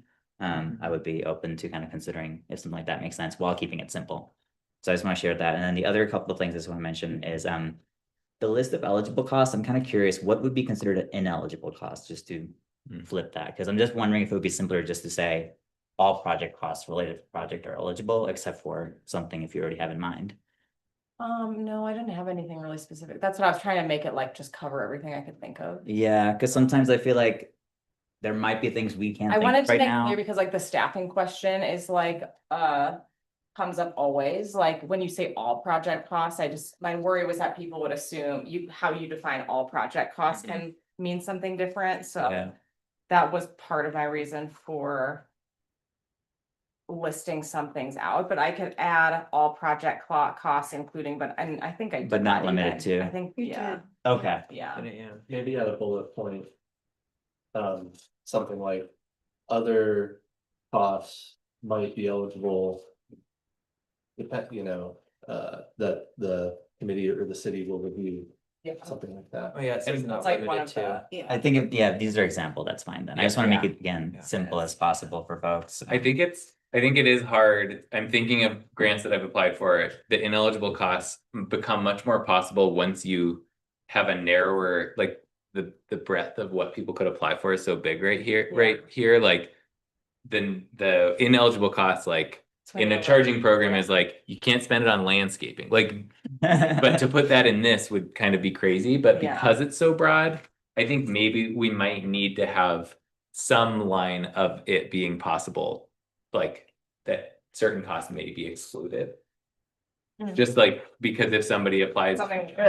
it's not in the evaluation criteria, but if and maybe that's already covered and it's already simplified enough that they just wouldn't score on impact because half of their money is going towards landscaping. But if that's needed, I just have never put together something like this. So I don't know if it's necessary. It feels like that's covered in here now. Okay, Because you're great. saying that some things are eligible and it's not limited to that, which implies they're ineligible costs. But I can Yeah. add that bullet again to make it clear, other project costs may be considered, and that it kind of helps on both sides. People Okay. are like, oh, I can include this cost and they'll decide, but it also tells people like, oh, if it's not in this list, like they could tell me no, Two quick more things. So the one thing is on the review process side, I just want to make sure, that can be somewhat of a time commitment, and I saw the note about like if there's private or confidential information that'll be separate, but I'm curious how that would be reviewed in a public meeting. If there's confidential information I'm putting aside, how do we discuss that during the review process? I'm just curious about how that would work. So I just want to mention Yeah. that, if that's something that can be considered. And then the impact side as one of the criteria, I didn't see anything about a cost to benefit part of that too. I wonder if that's something that could be added on the impact side. I feel like that would be inherently something the review team will be looking at is, well, how much does it cost and what's the impact based on the cost? But I don't know if that has to be specifically called out on the reviews, criteria side. It would be like a separate Value. criteria. Efficiency. Like, I don't want to add It more is. criteria, but I just wonder if that can be like added as language to the impact Yeah. bullet point that's already Yeah. there. It just right now, the impact only mentions greenhouse gas emissions, but Oh, doesn't yeah, I mention see what you're saying. cost to benefit. Impact per dollar or something, or relative to size. And then the last thing is that the purpose side has 3 different things called out, but a lot of the materials and waste actions, I think some of them might fall outside of like outreach and education or workforce development or technical assistance. I'm just thinking about like direct. Program delivery. Exactly. Well, that's Actual- why I called it just community support program. So that last bucket was intended to be just general. There was outreach and education, technical assistant or workforce development, and then technical assistance / community support programs. Okay, So that was meant to be catch-all if you read the description of it. that's If you have like specific language suggestions, that would make that more clear, because that was my intention. Because we talked a lot in this last CCAP update about programs. yeah. Yeah. I think that addresses it then. Okay. I would almost just flip the order in that header Yeah. and put Yes. programs Mm. first, because when you see, I feel like technical assistance like sets my brain down a different track. And I wasn't sure what This is community about support. Yeah, I was gonna ask, like, does Yeah. that say community support? Is that just too confusing? It was confusing for me at least. I don't I know. just feel like That's clear programs to is people. such a generic word that people are also like, what does that mean? But I'm fine just calling it programs and technical assistance programs. Kevin, I wasn't tracking what you were saying about confidentiality. There was language in there that I kept from the Household Services Grant Program that was like about confidential information, like not being, Yeah, I mean, excluded, we so I have, just left it in there. yeah, I mean, the reality is unless something falls within the records to an exemption to the Public Records Act, we have no ability, if somebody submits something, even that we require to say, sorry, that's confidential. I mean, trade secrets, there's some very limited things that we can, so you just kind of be careful what you give and what we ask for, bearing that in mind. Once mean, it's in our this- records, it's in our records. Yeah, I guess it does raise the question of like, are there concerns about deliberating applications in a public meeting? And maybe just like having folks be aware of that. Well, we do Yeah, like, APAC does does that- is that. that yeah, I would pretty say common? APAC awards Okay. the CDBG funds through this process, so it's. And they're actually making decisions on CDBG funding, but yeah, it's all public. Yeah. There's no ability to do that in Yeah. a non-public setting. And so Yeah, in that this program statement page, is we just, can make that clear to people. Yeah, I think on Yeah. it'd be like, application, Yeah. Yeah. your materials will be shared with a public body. Yeah. Right. Yeah. and that statement is just saying, if somebody did meet one of those narrow criteria, like that doesn't require, or that is an exemption from There's some public weird meeting law, utility bill. There's some weird exemptions, but then they Few and could far between. request it, and then we could still meet because it wouldn't be subject to public meeting law. I'll make sure to double public look, records. relook For at that. public language. records law, everything sorry. would be the Yeah. public meetings law. All Okay, of the awards, you don't have any ability. The only thing, if you're doing the city's Okay. business, the only way to not be in this room is Yeah. if you're less than a quorum or if you have a reason for an executive session. okay, And this would not qualify for an executive Okay. session, so you'd have to do. I'll work with Basically. Michael to review that language Yeah. and make sure it still applies here. Yeah, and I think the other part of that was that I just wanted to make sure, because we just finished one of the community innovation fund review processes for a round, it's just the time commitment piece of it. I just want to kind of mention, depending on how the application is structured and how much information they're filling and how many applications we receive, but it took about 2 to 3 hours to review the applications and then another 2-hour meeting to discuss and deliberate, and that wasn't even a public meeting.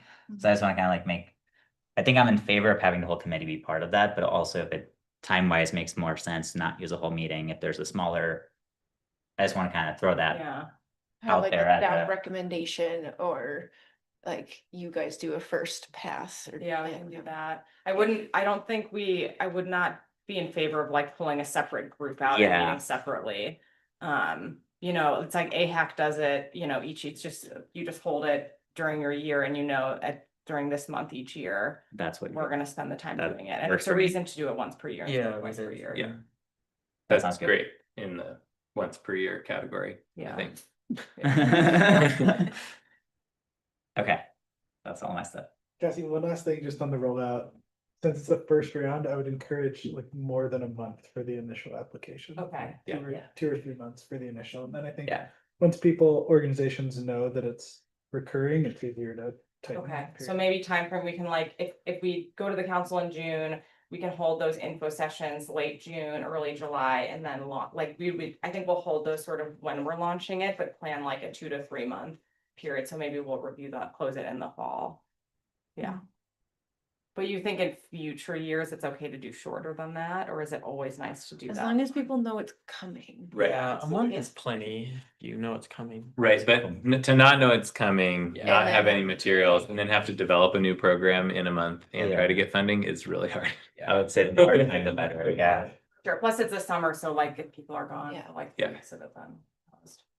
Okay, And I think this has already been considered, but I'll just mention it clearly. I do think whatever we can do to make the application as accessible and simple as possible and not make it a huge burden. Yeah. And same for the reports as well. I think there's definitely information we would want to be able to consider them and then also for a city to get back in terms of impact. yeah, But just not making it unnecessarily complicated or time consuming, I Yeah. think is helpful. And also it makes it more easier for smaller groups that don't have a lot of capacity to also consider applying. So it doesn't become a burden or a hurdle that only large organizations can apply.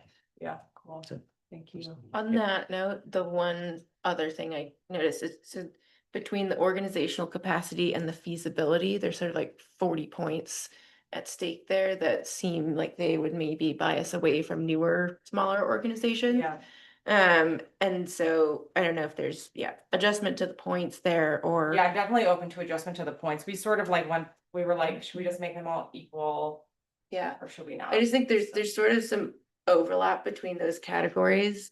And the way that organizational capacity is written, it's all about past experience. And so like something in there about like, current capacity, which then ties to feasibility.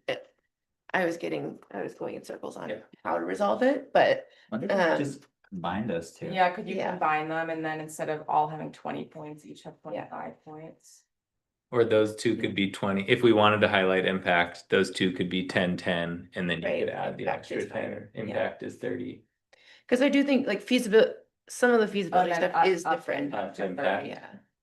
What do you Um, guys think about that? I think Impact it's goes to easy 30 to and those two go to 10. accidentally evenly weight criteria in evaluation criteria and then end up with weird outcomes. So I appreciate you looked at that. Then if impact includes like the cost piece, I wonder if alignment with CCAP goals also requires 20, because these are only eligible projects already. Yeah, So it just seems like I wonder if that can be, 10. well, Repurposed. or like if that can be combined with impact, I don't know. I'm just like, yeah, is that something that can be included in impact? Yeah, if it has impact, it should be a I category just goal, think there's right? gonna be some where you're like, I guess that meets that CCAP action. Oh, like CCAP alignment. Sort of, Is versus it also- ones that are like really like, oh yeah, this like nails it, so. I Yeah. feel like it's not as easy as being like, that one's not eligible at all because it doesn't meet a CCAP goal because it's also broad. So that Maybe was 10 sort of, points then, yeah, so you or like think, reduce the points for it I would like the total to be 100. and add that to. No, I think having that one separate makes sense, and I was also debating if you wanted something in there in terms of like how it complements the work that the city is doing, or sort of that's incremental to city efforts, but maybe that's unnecessary since it's Yeah, I feel like. that already the could be community sort led. of, And Yeah. also kind of like baked into impact a little bit, it's like building on something. Yeah, we could just add the project's alignment with CCAP and ability to reduce, if you want to combine it, but if you want to keep it separate, that's fine too. They feel different to me, Okay, but I'll think about it a little bit. so maybe just less points and then But- more on the impact side. But general support for raising impact a little bit decreasing each feasibility and organizational capacity, but keeping them separate? Does it feel important to keep them separate? I think they're different, yeah. Yeah, Dropping those to 10 and then dropping the CCAP alignment down, and I could maybe even just redistribute the points to like the other to make it 100. Yeah, you can I- figure out the Yeah. number. Yeah. I think we talked enough about impact and things that fit into impact, like kind of tangentially throughout the conversation, that increasing that To 30. makes sense. Yeah. Yeah. If we're getting rid of points in other places, I I would support agree. increasing that Me too. second. Even more than 30, like should impact be 40, and that's where the CCAP alignment points go. Or if it's 30 and 10, I'm okay with that too, I guess. I don't. Okay. Yeah, I'm Anyway, comfortable with I got it. the general, And then direction on the the one other question that I have with the criteria is because we have such a different scale of projects that we could potentially be funding between, like we've talked about, mini grant, like $3,000 planning grants, and we've talked about one person applying for all 150,000. Yeah. If we're using strict project criteria, I think it might be hard to differentiate between the two of those. Mhm. I'm just trying to anticipate how that evaluation would happen of evaluating those two projects against each other using just the criteria in this, because I know that for a like public and fair process, we're really going to be needing to lean on the criteria. I know, that's what I was wondering earlier when that came up. I was like, I wonder if there's a way in this, like, would the scoring criteria allow those projects to be selected? It could Yeah. be harder because their impact will be lower, but yeah, Smita, we won't. oh, so no, yeah. Yeah, I just want to share some experience I've had on grant review committees that rather than having a scoring process, which is it's really kind of hard and arbitrary to score some of these grants, but we can have a conversation as a committee, the pros and cons on each of those criteria.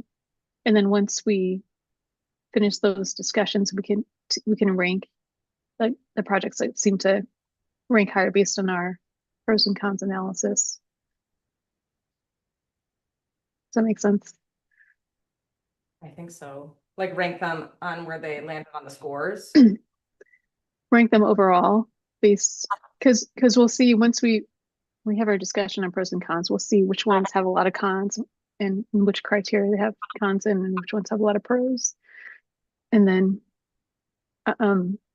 after we do kind of a silent or a closed ranking, so everybody ranks it separately, and then we score them. We can calculate which ones ranked the highest based on our individual ranks. So you're saying rather than using the numerical scores, we would rank them instead? Yeah. So what AHAC often does is they have a scoring, but that's not their ultimate decision making. That's sort of what I was thinking. Yeah. That's what the community innovation They'll fund does too. pre-score. It's also what we've done, honestly, even for like the CCAP in the past when we've attempted to prioritize. What we've Right. done like a whole come up with a whole system. We Yeah. spend, like months figuring out the system for that to do it. And then but then there's a discussion about like, okay, this is what the scores say. Does this feel right, or do we want to boost something else up? I think it is sort of important in in a public sector situation to have the numbers. Yeah. But knowing that AHAC doesn't have to stick to those, that means we would have that same flexibility. I need to look at how AHAC does it. He was just saying that like Yeah. it could score the highest, but there's still the discussions open enough to be like, even though that one scored the highest, we're gonna fund this other project over it because we think it's better on these like qualitative things that didn't come up in the scoring. Yeah, that may be okay, but what are it just can't be arbitrary, like Yeah. we happen to Right. not like this particular, whatever your reasons are, you can't, that again, with the public process, as Cassie said, you have to be Yeah. more careful, but if you want some ability to not just look at the scoring, you just need to be really clear based on what criteria in the program policy. So we would have to figure Like that out what now. would we be, because it's a little different with AHAC because of their using what they're funding is so specific. Yeah. Mhm. This is pretty wide and broad already. So I think if you're not gonna use scoring, you need to be clear what could bump somebody, because if somebody doesn't get it, they need to know why. Yeah, and that pros and cons analysis really does that because you can clearly note what the cons are for each applicant in each category. Yeah, I'm not familiar enough with that specific modality. I don't know if other people are too. And we could continue to discuss it, but we are Yeah, like way running out of past time. that. I Yeah, can't no. believe it. A lot of experience on this committee with going after funding. Yeah. No, I mean, maybe just the project impact category, if it's got more weight and it's a little more open-ended, then people reviewing can put a lot of their weight through that. Yeah. It does feel risky to completely abandon the scoring system.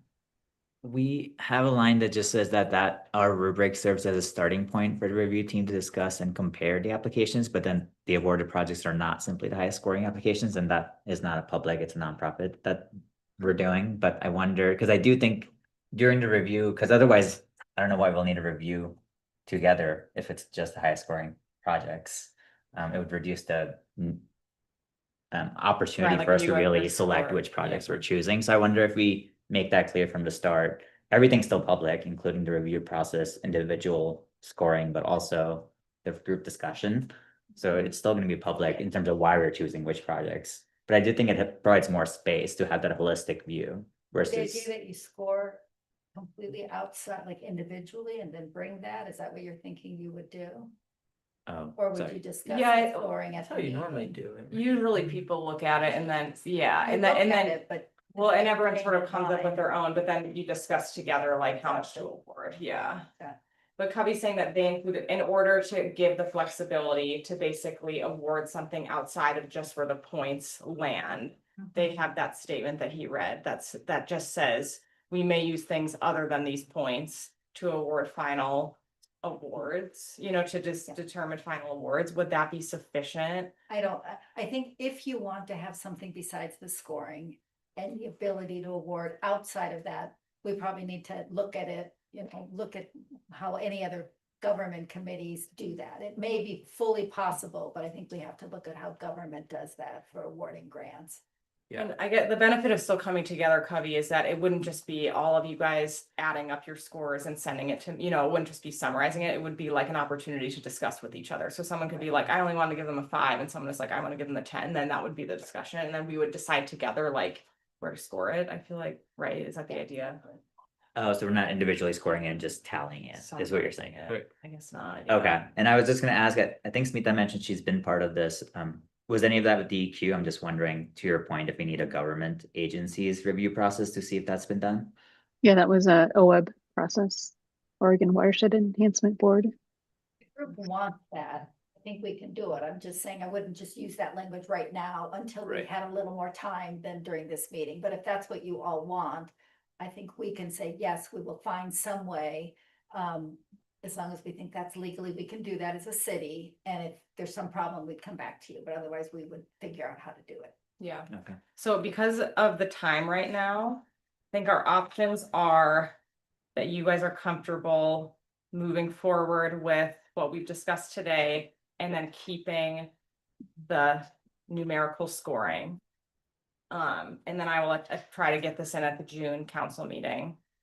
If you want to go deeper into the scoring or just other elements of the process, because like clearly I think we can continue discussing this. I don't think it's bad because this is going to be like a new major program and pushing something back 2 months in the scheme of things. If this is a multi-year program, I also don't think it's the end of the world if we want to continue looking at the scoring differently. We could take more time to discuss the weighting and stuff since we did that part kind of quickly. So those are your options, like move forward with where we're at and then just try it out for a year or two, knowing that we have an opportunity to reevaluate later when we have a lot more information. Or do you guys want to bring this back to the next meeting? We can look at sort of the alternative scoring options. We can take a little bit more time to talk about the scoring criteria. What do you guys think? What is your preference, Cassie? I don't have a really strong preference. I mean, there's just, everyone wants everything to go faster all the time, but Yeah. I'm personally comfortable with things not like with taking the time for it to be good. I personally trust you and feel like we've already signaled urgency, so. I Go with that. I have a if you feel like you have enough information to try to like evaluate options and put together a proposal that includes some level of flexibility.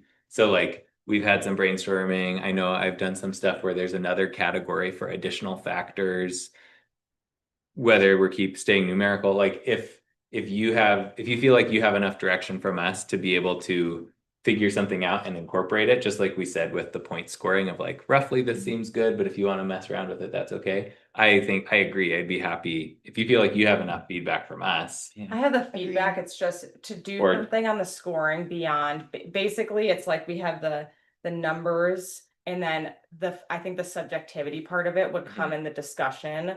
And being able to be like, well, even though this one's a tiny project, let's put the impact as really big because it has this longer term impact. Only because in order to meet our council deadline, I have to get the whole program document and the resolution to Michael tomorrow. Literally. Tight time frame. Okay. And I have to get it, and I have to get another resolution for the tomorrow next to one. Mary tomorrow on the I know. fleet electrification, so I don't even know if I'm gonna do that. So that's just Yeah. some honest truth about. No, how that's quickly super things can be helpful. turned So I around. guess I'm So, kind of hearing that you it don't would feel be- like you have the ability without pushing at least back. We a would little need, we bit. would need more time if we want anything other than we're using the scoring, but you all would have the opportunity in the public meeting to discuss the scoring, and that's where the sort of subjectivity would come in. So we would still need, Unless the fix is as easy as, but Mary said that we would need to research that, yeah. At least so the attorney that you worked with, Elizabeth, has done other grant programs, Mhm. not federal and state, which I'm pretty familiar with, but actual the city initiated grant programs. I at least want to reach out to her and say, did you guys have any flexibility when you did the grant programs in the housing world? Mhm. Like, how have we drafted that? And so it wouldn't necessarily be a week of research, it could be a day. Yeah, So I think I'm and it comfortable depends if on that's her your, answer, yeah. yeah, if- so if we can, you're I guess we can okay try either for way. that. Yeah. I think Exactly. if you feel We can like try if you for that, get but we can't there, guarantee. I think we're Great. good. Yeah. But if you need more time, we're happy to talk about it again. No, I can do it as long as you guys are comfortable with one of the, like, we'll talk with Elizabeth Yeah. and Michael and see if there's an option to add in that flexibility easily. Yeah. If the answer is like, it's not that easy, or it's like too uncertain, then we'll just have to see what we have. Yeah, if Okay, you're so that comfortable we with don't- that, then we that can sounds move good. forward. If we don't have any huge criteria that are missing, it feels like in our group process, we can handle this issue. I guess if you go through that process and you realize we have to stick with exactly the criteria that we have here, and Mary mentioned, like, if you're doing something outside of that, it needs to be explicitly mentioned. If you got to that in a day, I personally would rather delay a month to be able to say, do we need to put some other category for size, for like sequencing with other city projects? Like, there's so many other things that I think that we will have a discussion about that could be part of that criteria, that if we can't incorporate any of that in your research, Yeah. then I would be comfortable waiting. But if we can include at least some of that, then I personally would love to get this moving forward. And I imagine that because it's so common, seemingly, that I think something will be possible. Yeah, like you're feeling like it's most likely that we Yeah. can do that. And I think I'm okay with that if other people are. Yeah, but that's So just, it'd be like taking the next couple of days to talk internally, see if we think we can add some flexibility. And if the answer for some reason is like, there's no flexibility in it, once the program is adopted, then we would be, based on Neil's suggestion, which I want to get other hands raised on that, you would find out in June, and I would be like, we need to continue talking about this. Or, I mean, I could tell you before that, but we would just bring it back in June. That's sounds fine to me. Two quick comments though, since AHAC does it and it seems like DEQ does it, where there is a little subjective element. I do, and I think to me, from my perspective, I think it's inevitable. So two things come to mind. Is one is there's always stuff that the rubric is never fully comprehensive. So just from that segment, we always learn after doing reviews, like, oh, we didn't Yeah. really look at this part of this. There's like other co-benefits or whatever it might be. And then the second piece is like, I'm just thinking we get one application that uses all the grant funding and it scores 90, but we could have funded 4 applications that scored 85 for that same amount of money. And so I just feel like that's gonna happen. It's not just gonna be because there's limited funding. It's not. gonna Yeah, be no, just- that's true. Yeah. Yeah, we'll talk. I'm optimistic we'll come up with something that allows that, because like I think that's a good other way that that comes into play. Yeah, Because how you factor in like, okay, this one scored well, but it's asking for the entire thing, exactly. which maybe would come into play with the impact, but I don't know. Yeah. Anyway, okay. I know I have 3 people good with that plan. Can I just get like thumbs up on whether, okay, well, okay, since we're out of time, what I'd like to do is just as a. Grab the food or. It probably will be best if you Okay. guys can Yeah. hold your. Thanks, Ray. Yeah. A lot of perseverance. Just because it takes 10 minutes to really. Yeah. I just want to give a teaser for what we'll talk about at the next meeting, and now we don't need to spend so much time talking about agenda review because we have our agenda items. What? 2. The other thing that we were planning on talking about today is that we've had this direction to create an energy navigator program, so we've been working on that. We wanted to share with you where we're at with that and get some feedback, but the sort of big picture thing to take away is that we've been researching how other cities are doing navigator programs, and more importantly, we've been researching like what existing programs are in the community today that sort of already do that, and talking with those community partners. And in those discussions, where we sort of landed is that there was, based on the discussions with our community partners, there was not a lot of interest right now from their perspective on the city creating like a program that's really similar to what they already provide, which is sort of that one-on-one assistance for providing energy efficiency upgrades, electrification upgrades for homes. And so the direction that we are sort of leaning towards now for the first 6 months to a year is really trying to just boost the participation in those programs and just create some additional visibility and kind of drive people towards those programs. By essentially, it's more of an outreach and education exercise then. And so the idea is that we would hold these workshops where we sort of like give people a little bit of energy efficiency, electrification 101, point them to these different resources that exist. And then as part of that workshop, we would hold at the end of it like an open office hours for an hour or 2 where the partners would stay and people could still ask their one-on-one questions. So that's sort of the model that we're looking at. What it would not do is like provide an additional service where whether it's city staff or city contractor, like people can contact them and say, hey, what should I do with my home? Mhm. It's going to be like, well, here's these other people you can talk to, not like, hey, I'm going to help you do that. So that's what we're thinking. I would like to have a really good discussion on that and what those look like, but we don't have time. So I think we'll bring that to you at the next meeting. And then is there anything else that you guys want to talk about in the June meeting? I have the other things on the calendar, the invest spend meetings. I'm planning on canceling the July meeting. That's what we do most years, just to give us a little summer break. Anything else for the June meeting other than the outreach and education navigator program? I'm trying to remember the topics we talked about. Go ahead, Rory. Yeah, one of the last 2 meetings, I think we talked about getting a presentation from growth management folks. Yeah. On that big scope of work that the city is working on and how the CCAP might intertwine with some of that. So would that just be, that was one I remembered, but I guess I wanted more info. Would the interest mainly be just like the growth plan, that sort of presentation that they've been giving to council and some other groups, like in whole, or is it more of like a land use 101 kind of thing? Or it's more specifically the growth plan initiative that they're focused on? And are we talking about the UGB one-time expansion or something different? No, this is like the whole bigger plan. program. It's all staggered out. I'm trying to remember what we've talked about in previous meetings, because I know the CFAC rules. Yeah. The updated CCAP, we kind of called out some of that work. Those are some of the actions, and there was some discussion in the committee about wanting to understand like the sequencing there and how it might impact some of those CCAP strategies and actions that we do have around transportation. Yeah, that's mainly the growth plan. So yeah, I can ask them to talk about the growth plan and with sort of a focus specifically on like CFAC implementation within that. I can see if they can come do that next month. CNT reduction. Yeah. I think, yeah, I think the nexus, this is like one of the challenges we've talked a lot about is the. What's in the CCAP, but is being done by other city Yeah. agencies. So like the nexus between those two. Yeah, The more that we can have that conversation, like in a presentation like that, I think. Then we like, that would be really helpful. yeah, okay, we'll do that. Yeah. Yeah, I think. I we mean, should if the do that next committee, if wants to. Right. Yeah. I second your. Is there other interest in the motion topic? proposal. Can we do hand raises on interest in that topic in June if possible? I'm not sure I fully follow.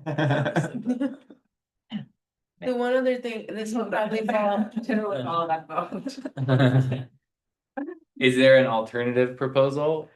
Or are you just looking for a topic? I have, beyond- well, before we didn't make it to the navigator program, we had just no topics at all, so I'm Okay. sure I could come up with something, but, we have the navigator program. I'm trying to decide if we think that's gonna take most of a meeting too, that we just wanna Mhm. plan on focusing on that one, like, and not really adding too much more. Is there I mean, anything in else in gen- the electrification process? I was gonna ask Maybe. about that is if, by the June meeting, you think you'll have sort of like a proposed timeline or structure process for, how that committee thing might go, just because we'll meet in June and then by August, it'll be right around the corner. So I think just some sort of, Yeah, what do we think this process is actually going to look like? I'll have more information. It's just I'll have more information, but May is gonna be mainly focused on getting the climate action partner grant program, and then we Mhm. have a fleet Yeah. electrification resolution. Since those are going to the council in June, my focus will be mainly there, but I have some conversations scheduled, so I can give an update on that, and I Yeah. should have more information. But I don't think I can commit to like having the plan and process figured out yet. I mean, you guys set the agenda, so normally we don't like decide what's on every agenda, Well, so I kind know, of but depending. we've never had just like an open That's true. plan, you know? Okay, But we can talk about this in our debrief. Do you since we think, got some input. well, part of it is, I don't know if committee member interest in that electrification super committee is going to be high, and we need to even talk about that or think about a structure for the committee's involvement or not. It seems like we would need to pick our 3 people Yeah, and maybe at that's the a, June We need to meeting. pick 3 let's people. all pick those in June, probably. All right, well, we can just talk about We it. can talk later. about it, yeah. Yeah, thank you for the, And folks can give Input. Laura or myself other input, feedback. yeah, Before we have our agenda setting meeting in a Yeah. couple weeks. cool. Okay, should we adjourn? Anything else? Any last comments? Are we actually gonna finish early? no, we have 4 minutes for lunch. And then we'll adjourn. I just skip lunch every time. Teach your chair not to break for lunch. They got going. Hour and a half agenda item, wow. Could I ask a quick question about the grant program, just with the 4 minutes? Not to use it all, but can that be used? Is there an intention that if a program starts, especially addressing a CCAP action, but they still need funding year to year to year, can they keep applying for it every year? There's no limitations on applying again? I didn't build in a limitation. Yeah, that's not how I have scoped now. I don't know that I don't think we you know, need we it. wouldn't guarantee that they would get it each year. No. Yeah, a limitation will be, it'll have to be in the budget, every 2-year budget cycle, right? The money. Oh, well, that is. Reallocation, Yeah. what you're asking about. In the Yeah. future, it'll have to be, and maybe there'll be more money, Yeah. but it'll be a budget. Yeah, the climate action partner grant program is not, it's not guaranteed. Yeah. Okay. Each budget cycle, but it will be sort of the new baseline. Yeah. Okay. We'll adjourn the meeting then. 2 minutes for lunch. Yeah. Thanks, everyone. Thanks, everybody. Thanks, everyone. Thanks, Mita. Wow, first time I really blew in his chair and yelled.